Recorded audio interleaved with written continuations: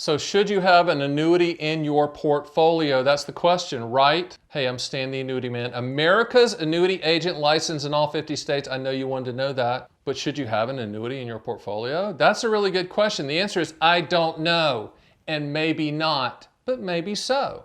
How about that? We're gonna dig into it. I'm gonna give you a couple of easy to remember questions and acronyms to even determine if you need one, and if so, what type. So hang in there with me.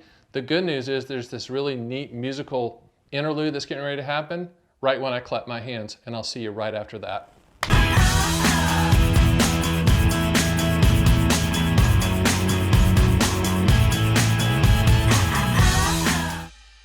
Okay, so should you have an annuity in your portfolio? Promise me one thing, just promise me, do not ask another agent that. Do not ask anybody that, because the answer will be a carte blanche yes. I'm just going to tell you, annuities don't fit everybody. They're transfer risk contracts. The way that I tell everyone to consider if they need an annuity, there's only 2 questions to ask and answer. Let me give you those questions. Number 1, what do you want the money to contractually do? Not hypothetical, theoretical, back-tested, projected, hopeful agent return scenarios. What do you want the money to contractually do? And then the second question is, when do you want those contractual guarantees to start? That's pretty much it, right? So answer those questions and then shoot me an email or go to stantheannuityman.com and say, this is what I'm trying to do. And then we'll put together the program for you and the strategy. Now, the other easy to remember acronym that I've come up with is PILL, P-I-L-L. P stands for principal protection, I stands for income for life, L stands for legacy, L stands for long-term care. So principal protection, income for life, legacy, and long-term care. If you do not need to solve for one or more of those, you do not need an annuity.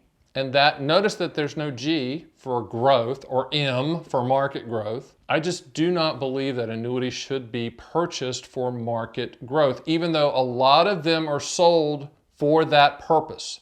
Indexed annuities are unfortunately sold as market products. They're fixed annuities, they're CD products, they're life insurance products, they're not securities. Variable annuities has the biggest argument for growth, but even those have limitations on your investment choices. Mutual funds, they call them separate accounts.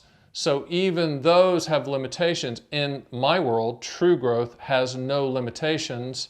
And having worked for some of the larger firms on the street, I do understand that. So annuities are transfer risk contracts. So the question is, do you need to transfer risk? And if so, what do you need to transfer risk for? Is it principal protection? Is it income for life? Is it legacy, leaving money to your heirs? Or is it long-term care? Or is it none of the above? Because if it's none of the above, then you do not need an annuity. Okay, so we're going to the right whiteboard. Here we go. So let's go to the PILL acronym that I just did. Principal protection, income for life, legacy, long-term care. Principal protection would be a multi-year guarantee annuity or an indexed annuity. And I know that you've gone to the Bad Chicken Dinner seminar and they told you market upside with no downside. Just trust me, I've written the book on it. I'm going to send you that later if you hang in there with me on indexed annuities. It's a CD product. It just truly is. So principal protection, that's it. Income for life, immediate income would be an immediate annuity, right? And then you have deferred income annuities, QLACs, and also income riders. So an immediate annuity is what it is. It's for immediate income.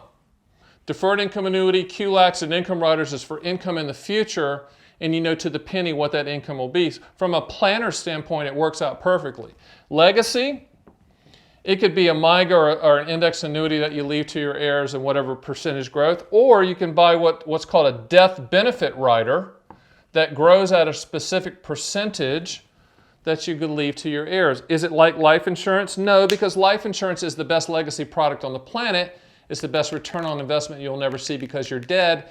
And the death benefit from life insurance goes probate-free, just lump sum. It's beautiful, tax-free to your heirs. My daughters hate me now, but they're going to love me when I die. That should be a song. That should be like a country song.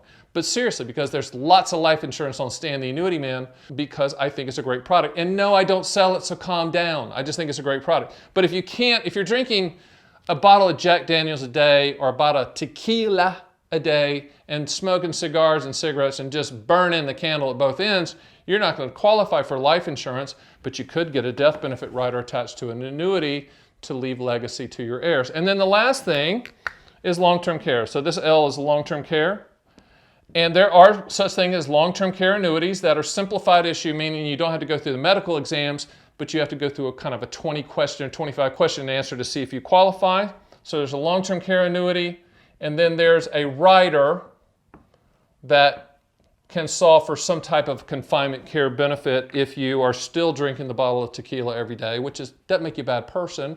You're just a goal setter, but the goal is going to be tough at the end. So you can do that. So that's how it kind of fits in a portfolio. But if you don't need to solve for principal protection, income for life, legacy, long-term care, then you do not need an annuity. It's pretty simple, isn't it? Okay, so I had this guy, he was 82 years old. I think he was 82 or 83, called me the other day. We went through the whole pill scenario, the 2 questions, what do you want the money to contractually do, and when do you want those contractual guarantees to start? And he was fantastic. He was your typical A personality. He was kicking butt. I love this guy. And he's like, you know what, Stan, I don't really need any. I've got the money, I've made the money. I don't need growth. I really don't need an annuity. And I'm like, fine. So I was like, well, then why are you calling me? He goes, well, I've got this brand new great-grandson. I want to do just something special for him. So I threw this at him because I had a client do this in the past. A couple clients do this, and I call it the legacy income monster. And what I told him to do is consider an immediate annuity, joint life with him and his great-grandson, who at the time I think is less than 1 year old or 1 year old or something like that. Not all carriers will quote that, but a lot of them will. And he ended up buying an immediate annuity, joint life with his great-grandson, which I thought was cool. Now, in that scenario, because annuity lifetime income streams are based on life expectancy at the time of the payment, the annuity companies pretty much ignored him, but they based the payment on the great-grandson, which is cool. Now, from a legacy standpoint, I'm gonna tell you how neat this thing is. Every single month for the rest of that great-grandson's life, he's going to get a check or a wire into his bank account forever. And you look at the guy who's 83, he's got 3 or 4 more years of life expectancy. He might live longer than that, but let's just say he dies 4 years from now. From the time that kid's going to get paid forever. And I thought that was a really neat way to do it for a person that really didn't need an annuity, but wanted to leave a unique legacy to his great-grandson. So, food for thought. The reason I bring that up to you is annuity strategies, in quotes, are customizable.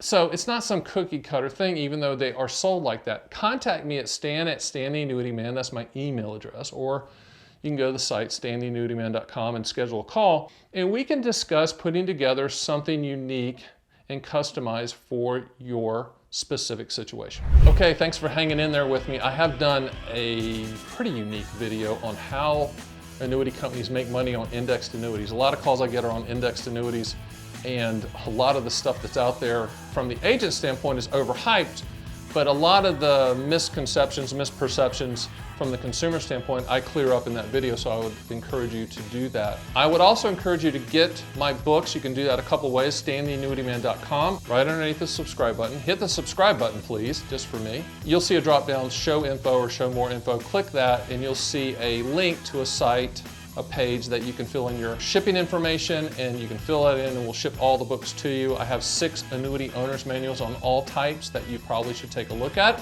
No obligation, no fee. Nobody's gonna hassle you. Nobody's gonna call you. We just want you to be informed. And if you want to work with us, we certainly would love for you to be a client. Stan the Annuity Man, America's annuity agent.